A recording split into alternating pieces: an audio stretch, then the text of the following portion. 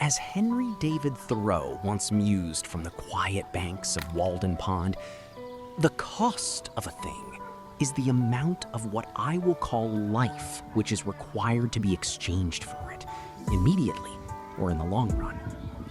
If this is true, and I suspect in our deepest, most exhausted moments we know it to be, then why have we as a nation become so comfortable with overpaying?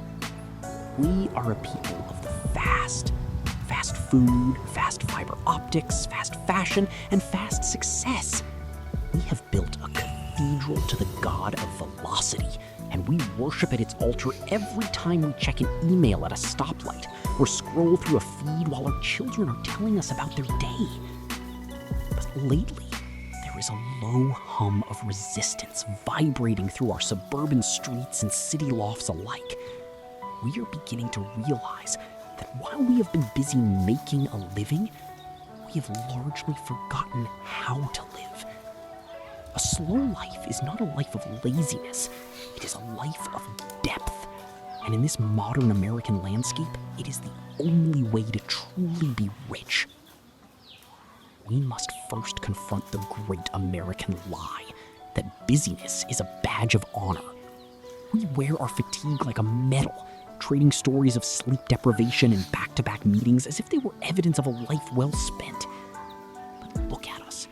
We are the wealthiest society in history, yet we are starved for time.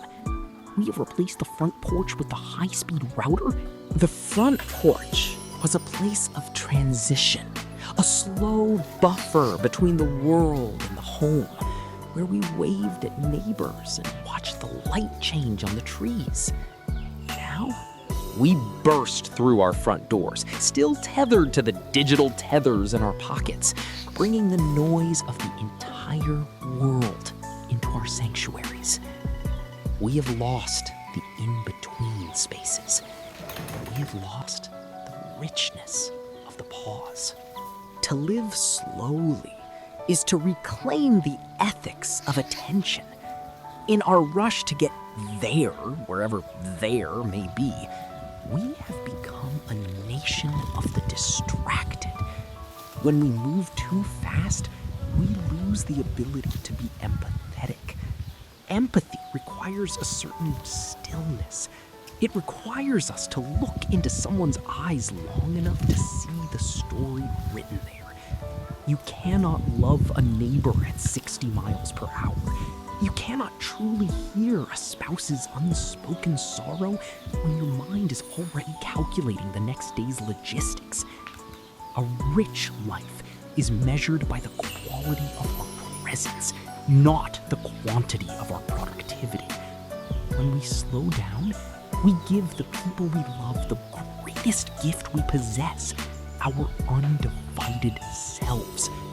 This is the bedrock of a moral life. It is the realization that the person standing in front of us is more important than the notification vibrating against our thigh. Consider the American Sunday of our childhoods, or perhaps the ones our grandparents described. It was a day that felt wider than the others. There was a specific kind of silence that settled over the neighborhood, a lack of urgency that allowed for long, meandering walks and the slow simmering of a pot on the stove.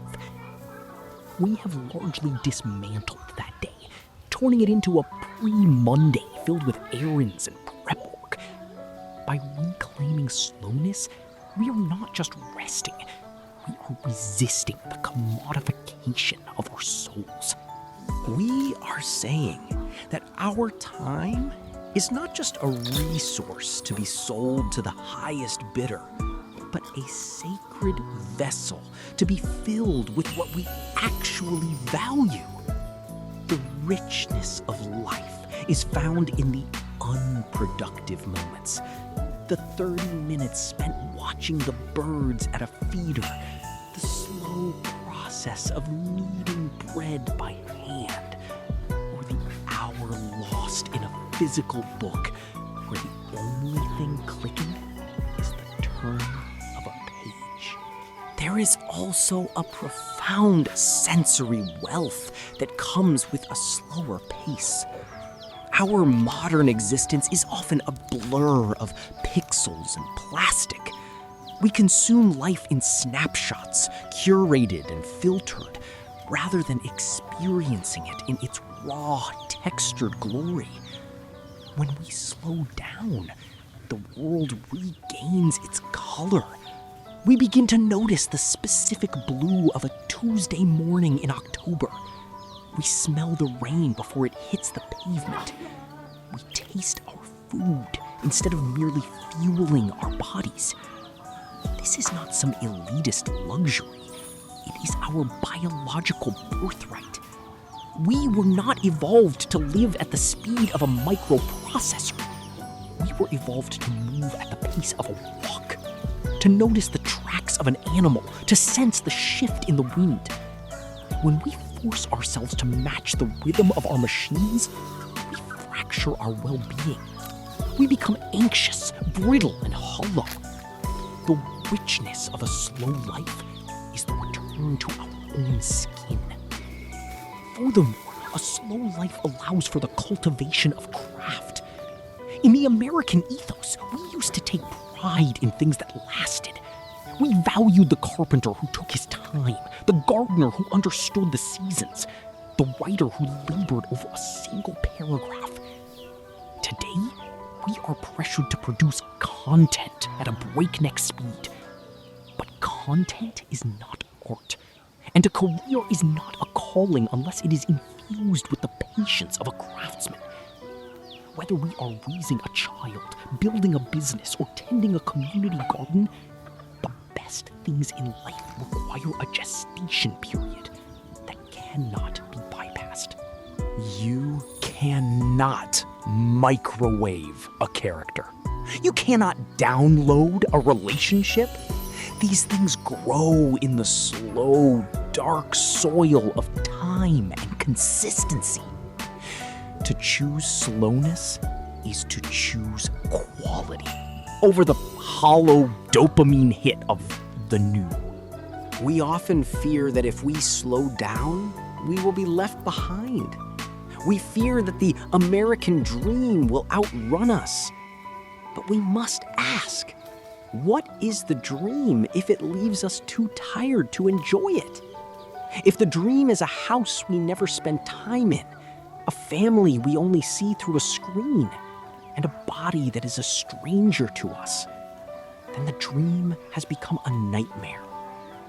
A slow life is an act of courage. It is the bravery to say no to the more so that we can say yes to the enough. It is the wisdom to know that a small, quiet life filled with genuine connection and presence is infinitely more successful than a loud, frantic life filled with hollow accolades. As we look forward, let us consider what it means to be a modern American. Let us not be defined by our GDP or our social media engagement, but by the steadiness of our hands and the openness of our hearts. Let us rediscover the beauty of the long conversation, the slow meal, and the quiet morning. Let us remember that we are human beings, not human doings. The richness we seek is not waiting for us at the end of a frantic race. It is sitting right here, in the stillness, waiting for us to stop long enough to notice it. In the end, we will not remember the emails we sent or the tasks we checked off. We will remember the way the light hit the kitchen table while we sat with a friend, and the way the world felt when we finally, mercifully, slowed down to meet it.